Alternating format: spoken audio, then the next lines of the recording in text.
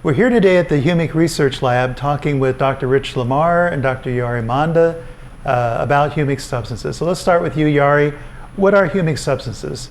Okay, humic substances can be defined as the major component. We're talking about 70 to 80% of the terrestrial and aquatic organic matter that have undergone extensive transformations to the point where discrete organic residues cannot be recognized.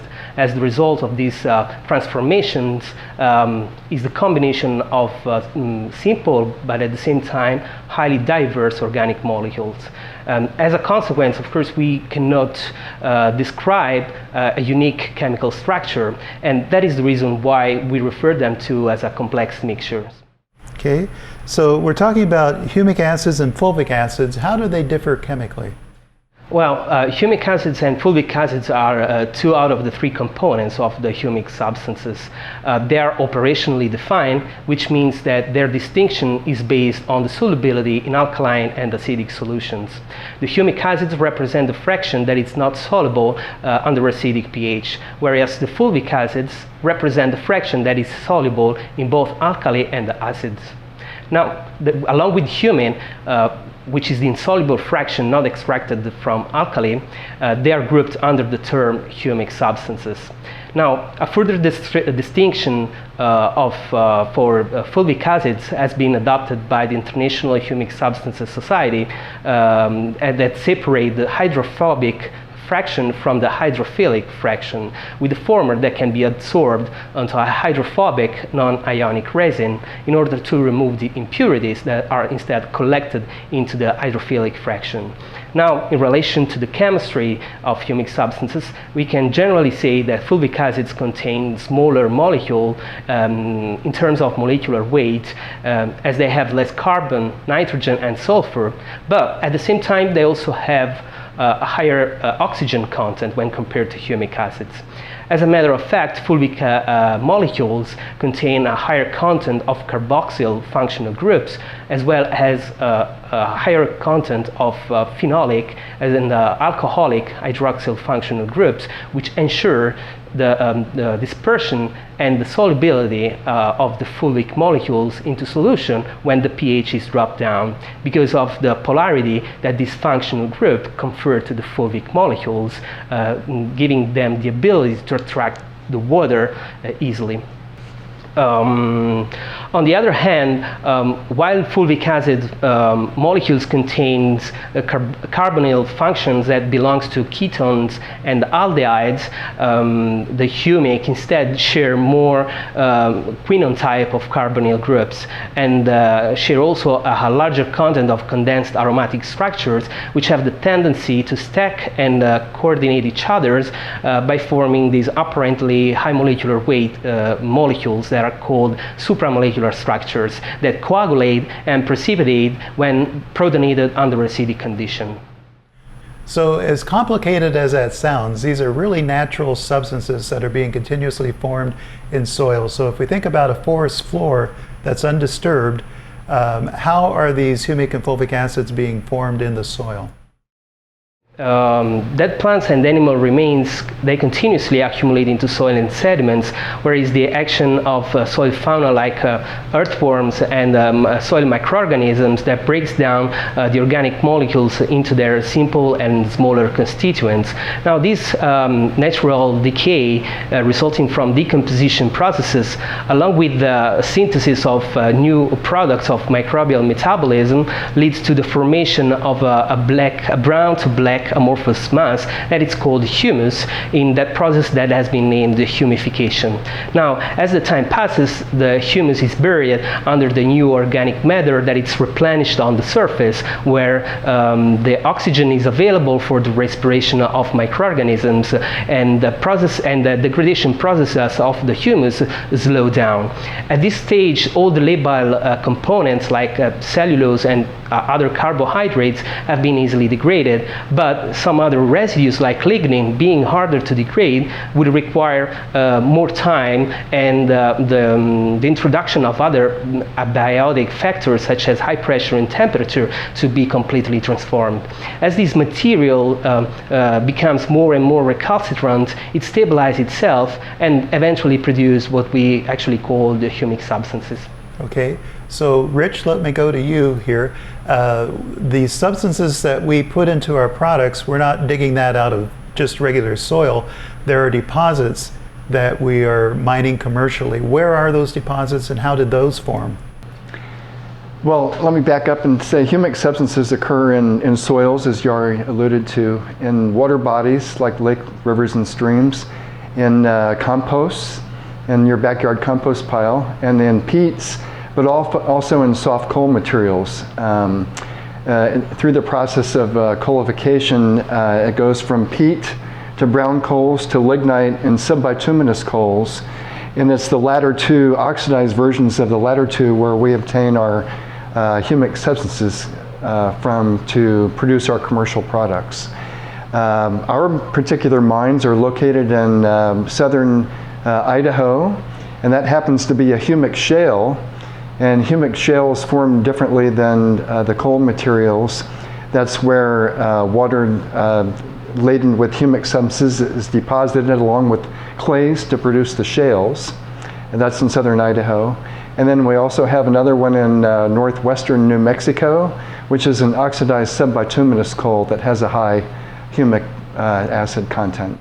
Okay, and how did that form in New Mexico? How did those deposits form? What led to that? So the coal beds formed back in the late Cretaceous period. That was 66 to 100 million years ago. And during that time, the climate was very warm. As a matter of fact, it was tropical conditions in northern Mexico and southern Arizona, up to temperate conditions in Montana at the time. And during that time, there was plate tectonic activity. There were two plates off the west coast of North America, the Farallon plate to the south, which ranged from about San Francisco down to Mexico, and the Kula plate, San Francisco north. And those two plates were being pushed by the Great Pacific Plate, which underlies the Pacific Ocean, under the Great North American Plate, which we're riding on right now. And that formed a mountain range to form on the west coast, and then a depression right in front of that filled in with ocean water to form the western interior Seaway. And so the peat beds formed along, the conditions were beneficial or conducive for formation of peat beds along the west coast of that western interior Seaway.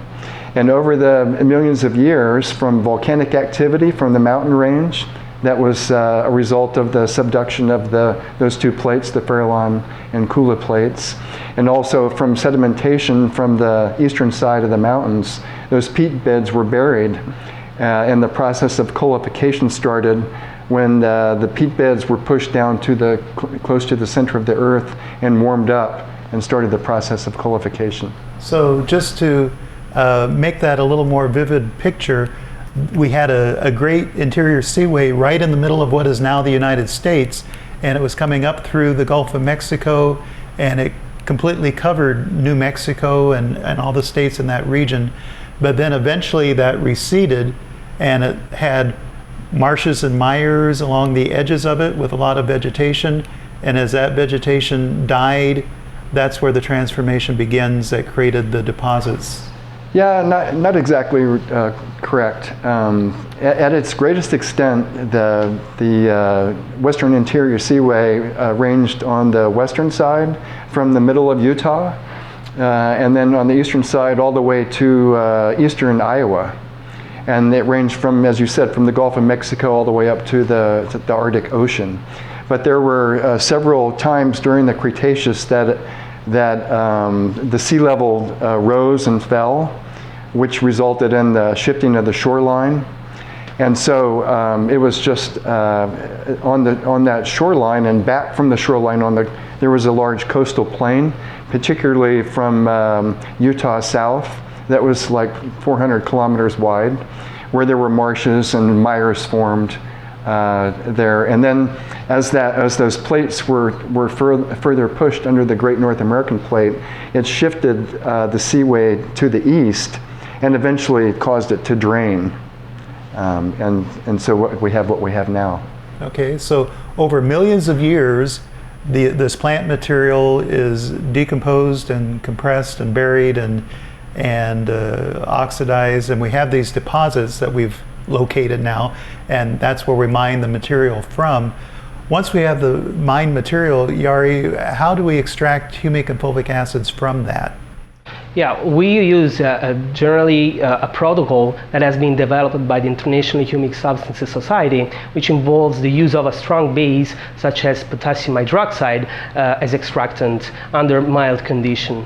Now, the alkaline extract is then separated from the insoluble fraction by centrifugation, and the humic substances solution so obtained are filtered first and then acidified to pH 1, allowing the separation of humic acids that precipitate from the fulvic, which stays into solution.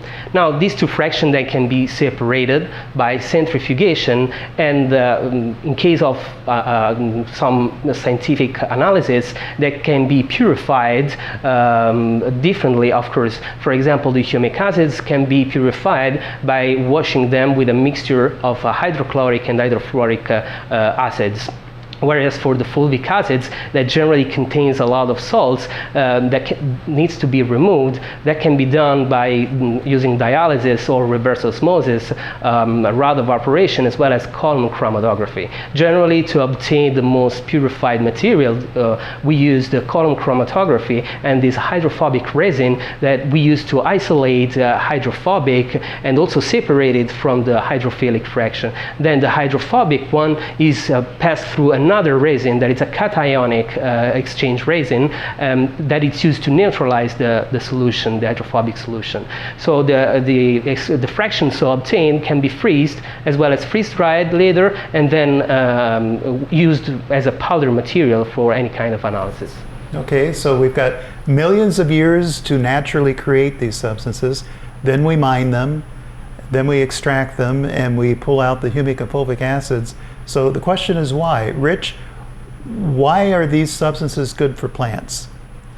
Well, humic substances have been found to be a plant biostimulant. And a plant biostimulant is a substance that can cause a mild stress response in plants that primes them to be able to handle stress events that may occur in the future growing season.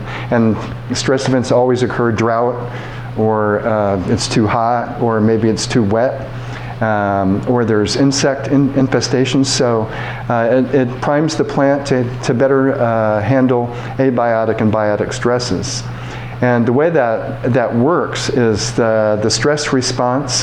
The plant responds by producing more antioxidants in the form of enzymes and also small molecule antioxidants, like vitamin C is the main antioxidant that a plant produces.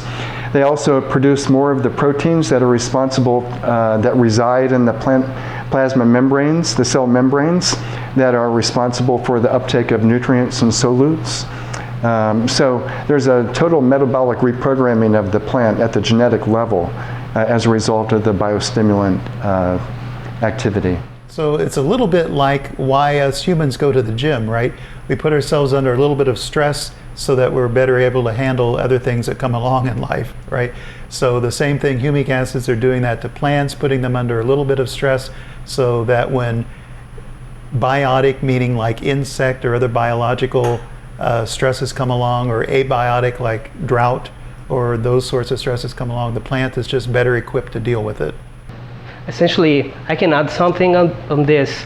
We're studying the plant physiological response in our labs essentially to the application of humic substances, because we want to understand what is driving from the chemistry of the humic substances, what is driving this interaction and the biostimulant effect.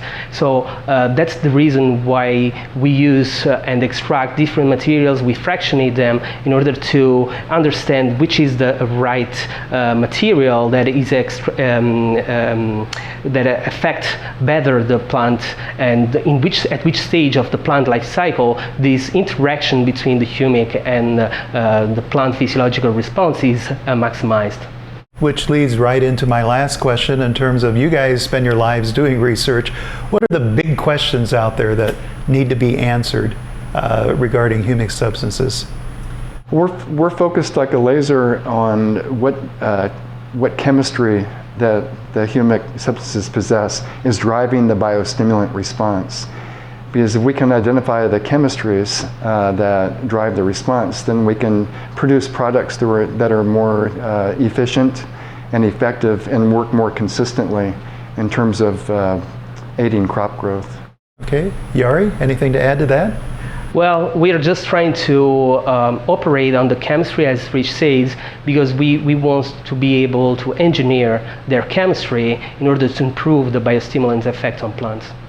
Okay. Well, this has been really interesting. This has been our first conversation. I look forward to meeting with you guys again and continuing the conversation in future episodes. Thank you very much. Thank you, Larry.